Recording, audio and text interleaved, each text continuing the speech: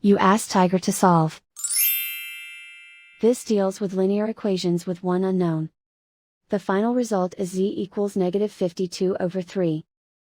Let's solve it step by step. Simplify the expression.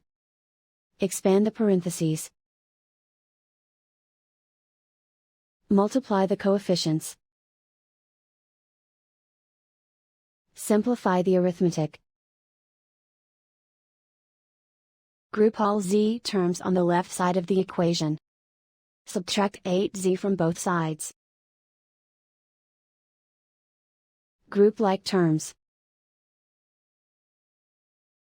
Simplify the arithmetic. Group like terms. Simplify the arithmetic.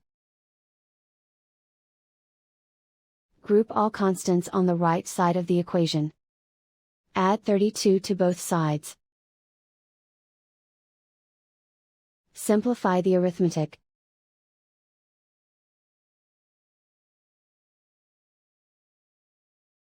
Isolate the z. Divide both sides by -3. Cancel out the negatives. Simplify the fraction. Move the negative sign from the denominator to the numerator. And so the final result is z equals -52/3.